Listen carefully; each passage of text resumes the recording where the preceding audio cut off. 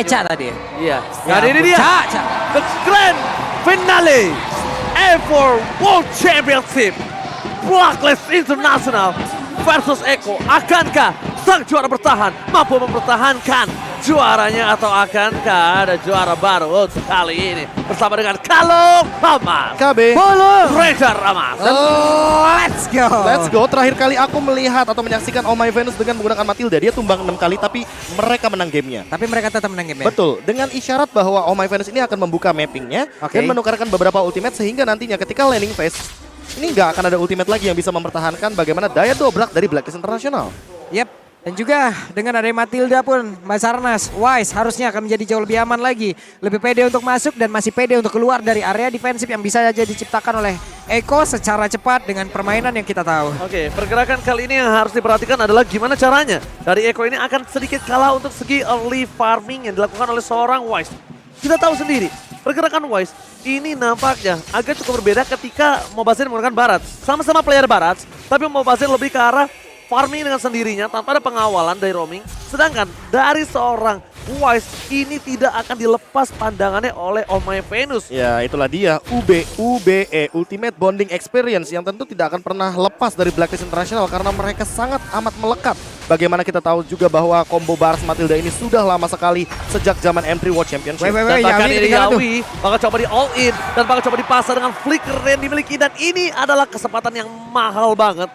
Eko telah kehilangan satu buah source skill yang akan disiapkan oleh tim Blacklist International untuk team fight di arah turtle-nya. Band Kitty still survive di top lane.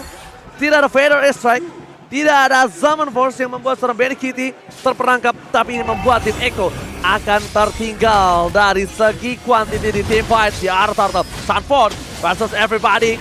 Seperti sebiasa, Bocil tak akan takut bersama dengan satu buah Alex sama dan Red Rainbow Shot diamankan oleh seorang Wise. Meskipun begitu, first blood by Eko Infinix kali ini telah didapatkan bersama dengan 2 point kill dan Bad Kitty ditukar di area top lane ya Pak Bulu.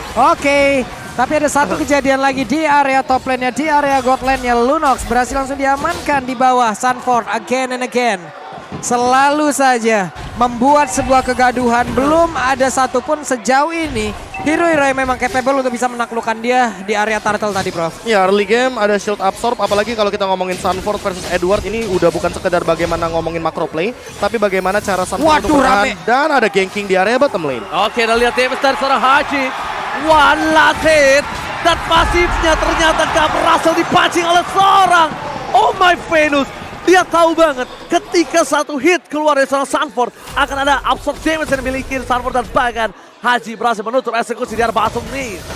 Sementara itu di atas sendiri coba lihat nih, ada lagi Nome 11 udah dipaksakan. Tapi dengan Zaman Force dia setidaknya memiliki mobilitas yang mendadak naik dan pergi dari situ, Prof. Ya, temponya dari Blacklist benar-benar cepet banget. Mereka habis dapetin Turtle yang tadi sempat mungkin di trade dengan beberapa point kill, termasuk juga mungkin Edward yang tumbang, tapi ternyata di top lane harus ada korban juga. Benny Cutie yang harus ditumbangkan, jadi setidaknya Blacklist walaupun kehilangan banyak banget atau bisa dibilang peran yang begitu penting di early game, tapi mereka selalu menukarkannya dengan sepadan. Karena mau bagaimanapun Benny Cutie ini late game insurance-nya untuk Eko. Karena kalau misalkan gak ada Benny Cutie, damage-nya akan kurang. Dan bahkan kalau bisa kita bilang di sini, Benny Cutie emang coba untuk melakukan burst terhadap seorang Uheb. Uheb selalu menahan Purify-nya. Tidak mau terlalu terburu-buru. Dia akan menggunakan Purify ketika team fight yang cukup besar nantinya. Dan Eko menggunakan satu buah if untuk Sanji, itu pilihan yang bagus. Dengan adanya history Blacklist International, 100% win rate. Tapi di arah top lane akan ada team fight terjadi. Benny Cutie belum terlihat posisinya dan Wise harus memperhatikan damage yang dimiliki oleh seorang Benny Kitty. KTC mencoba menuju ke arah seorang Haji. Buset. Ada Sanford di arah depan membuka langsung ultimate-nya, tapi tidak ada flicker dan Alex Savannah blow with Purify yang tidak ada kali ini karena tidak ada imun juga.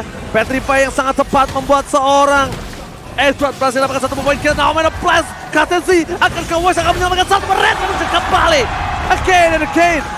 Again and What again. a retribution from Wise. Itu dia, turtle-nya berhasil diamankan kembali, namun untuk kali ini Lolitanya pun dihancurkan pula. Mereka terpecah, Prof. Satu persatu semuanya terpisah. Tapi di bagian belakang ada satu orang tertinggal sendirian. Wise akan dipanggil harusnya oleh Oh My Venus dengan guiding win dan dia miliki. Nah benar, Wise-nya selamat. Wise-nya pun melenggang, ada flying Dino. Iya, ini dia yang tidak akan pernah lepas dari Blacklist International V-Wise. Karena mereka akan selalu bersama untuk combo yang benar-benar makin mempersulit Echo Philippines ketika mereka ingin melakukan sebuah takedown. Karena mau bagaimanapun Barat tanpa adanya Matilda, dia aja udah kuat, apalagi ada Matildanya. Dan untuk sekarang dalam keadaan winning condition, Carl TZ benar-benar mencoba untuk mengejar ketertinggalan walaupun harus all in karena Oh My Venus. All in terhadap Oh My Venus sepertinya bukan jawaban yang cukup baik ketika melihat adanya 70 detik menuju ke arah turtle yang berikutnya. Kalaupun dia tidak mau kehilangan momen seperti ini, harusnya mereka lebih memanfaatkan point kill arah Soheb dan one last hit. Membuat seorang Oheb tidak bisa ditumbangkan dan Haji akan menggunakan beda strike for clear man yang di atas whole plane, membuat satu buah barikade, memanfaatkan keuntungan Blacklist dengan 1200 gold yang menandakan tidak adanya outer turret yang akan dipecahkan. Jadi tidak ada keuntungan untuk Echo dengan all-in yang dilakukan terhadap seorang Oh My Venus. Yap, di bawah. Coba lihat Alexa Final Blow-nya dikeluarkan kembali. Tapi Sanford berusaha untuk bisa memberikan perlawanan. Wave minion-nya dihilangkan. Kaltzy belum mau mendapatkan Edward dengan seluruh source skill yang dia miliki pula. Karena cukup beresiko, belum lagi 20 detik kemudian Turtle udah akan melenggang. Iya, sama-sama buka ultimate, baik Sanford atau bahkan dari Edwardnya, karena mereka mungkin udah tahu kalau misalkan selesai dengan Bloodlust X, mereka akan memiliki 10% cooldown reduction. Dan hal tersebut setidaknya akan membuat 30 detik ke depan itu akan ada ultimate lagi, dan setidaknya untuk di area Turtle-nya mereka akan memiliki ultimate untuk kedua kalinya. Tapi lebih diuntungkan oleh seorang Sanford sih kalau menurut aku dengan cooldown yang cukup cepat. Tapi lihat dari top lane, Oheb udah gak bisa selamat lagi kali ini, tapi ternyata Oh My Venus save the day. Dari top lane, Haji mencoba untuk membalikan kembali keadaan. Order bisa diberikan, Haji akan mencoba menutup seorang Yawi pula ke arah backline dan Oh My Venus. Kali ini lihat 3 versus 3 Royal Rumble dari top lane. Haji terperangkap, tepakan, Haji terdekat. One last hit. Order Brilliance dan Darkening yang save the day untuk Panic Kitty. Tidak bisa dihindari lagi oleh para pemain dari tim Echo. Meanwhile dari bottom lane, 2 versus 2, duo maut dari Echo. Sanford bersama dengan Kaltzy mencoba melakukan retribution. Akhirnya diamankan Kaltzy. Untungnya kalau tidak, posisi Wise tadi akan bisa selamat dari ganking yang dilakukan oleh seorang Echo. Ada absorb damage, buff tambahan from Turtle. Dan EXP juga jangan lupa, kalau seandainya melihat dari level, Carl TZ sekarang langsung mendobrak dengan level yang ke-10. Berpisahnya V-Wise di sini membuat skenario permainan dari Blacklist tidak begitu baik ketika mengadu kontes dari segi objektif. Dan buat sekarang Carl mencoba untuk melakukan sebuah invasi, tapi Hajinya ketinggalan, terkena solo kill oleh Sanji. Itu dia, adu mekanik antara Declarer dan bahkan dari top lane. Oheb akan coba ditumbangi begitu saja. Echo, laut Echo Prof kali ini terdengang keras di arah top lane. Ini dia tempo permainan yang cepat dan bunyinya tutut Echo Express. Tapi ternyata untuk kali coba lihat ada nomor 11 dikeluarkan. Tapi untuk yang masih bisa selamat, masih bisa pergi dari itu sama. Tapi Sanfordnya dengan Brave Fighter dipanggil lagi misalnya itu, untungnya masih bisa lompat lagi ke area yang berbeda. Mundur teratur lagi semuanya, mereka set up ulang lagi, tapi damage-nya Darkening sudah mulai berasa. Tidak ada takut-takutnya, Kaltzy masih memiliki satu buah heavy spin.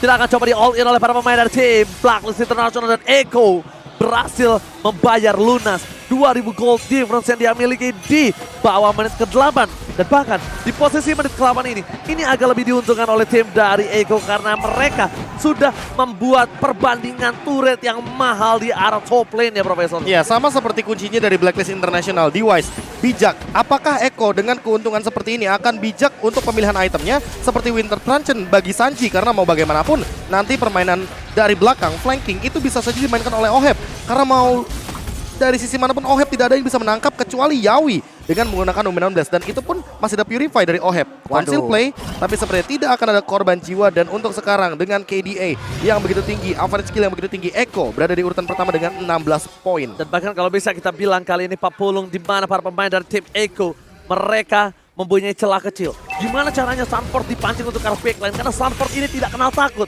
Laki-laki tidak kenal takut. Anak berumur 16 tahun ini benar-benar akan coba membuat distraction, dan bahkan Edward berhasil didikau oleh seorang Sanji. Kliknya sangat tepat, Sanford melihat di garis tepat udah tidak adanya satu buah an eye for an eye, membuat dirinya berani tak kenal takut, dan no man and plays berhasil menutup seorang Edward, bahkan ditumbangin begitu saja. All in T5 from Eko, berhasil coba dipukul dari belakang. Aduh, retribution! Courtesy berhasil mencuri satu ball Lord atas seorang White, tapi Courtesy terperangkap, coba diselamatkan oleh Sanji dan kawan-kawan. Dihindari, tidak terlalu sakit banget. Wah. Play! What a play from Benny Kitty. God laner yang berani menukar satu untuk satu pun dia tidak ada kenal takut, Pak Bulu. Benny Kitty mendadak ada di depan dari seluruh player, di mana tadi fight-nya memang cukup panjang. Hanya saja nggak cukup bijaksana menurut gua kalau memang mau membuka di area tersebut sih, bro. Iya, karena Omai Venus sudah mengeluarkan satu buah guided wing. Ini Dan kena untuk lagi sekarang kena lagi real one manipulation. Jadi mungkin akan ada satu pick off atau bahkan battle spell yang keluar. Dan di retribution jadi masih benar-benar coba untuk di cover. Walaupun Call TZ sampai maju ke depan sana. Sama-sama mengadu retribution, sama coba untuk mundur ke arah belakang. Para pemain dari Eko bahkan dengan Lord yang baru bergerak di arah top lane dengan keuntungan 5.000 gold mereka miliki. Tapi lihat dari bottom lane, Flicker Yawi, ingat. para pemain dari tim Eko mereka siap untuk melakukan fight kembali. Super Minion masih bergerak di 3 lane yang berbeda.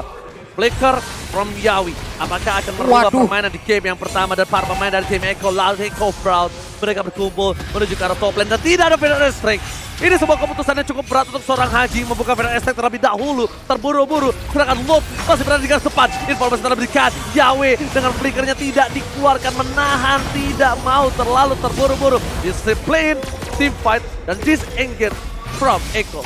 Sanji membuka hanya untuk jalan pulang dari tim Eko, Pak Bul. Iya, karena Sanji pun melihat ya, mereka tadi udah mulai cukup mengejar. Satu real manipulation bisa membuat mereka semua ditarik mundur. Mereka semua menggagalkan apa yang mereka inginkan. Tapi Inner Turret sekarang di bagian tengah udah menjadi sebuah hal yang akan diinvasi langsung. Federasi dikeluarkan kembali.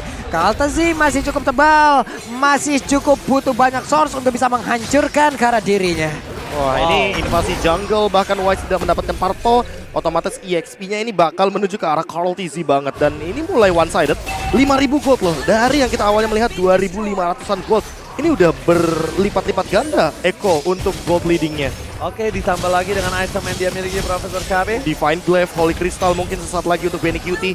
Tapi menurutku Benny Cutie sangat membutuhkan sekali Winter Truncheon, agar nanti ketika dia mungkin misposition atau ya setidaknya tidak ada Order Brilliance, dia bisa setidaknya sedikit aja ngebeli waktu agar masih bisa bertahan hidup. Dan di satu sisi lainnya, Sanji, lihat, dia bikin apa? Silent Rock. Dia ngasih magic defense, walaupun nanti gak dibuat ke arah Athena Shield atau Oracle, tapi ini adalah sebuah pengurangan damage agar nanti Feather Airstrike dari Haji tidak begitu maksimal. Dan di satu sisi Haji, Holy Crystal, oke, item yang bagus banget, aku setuju banget dengan pemilihan itemnya. Tapi di satu sisi lainnya untuk saat ini Winter lebih bijak. Sama satu lagi, untuk adanya Silent Drop, Divine Glaive lebih bijak juga menurut aku. Divine Glaive juga oke.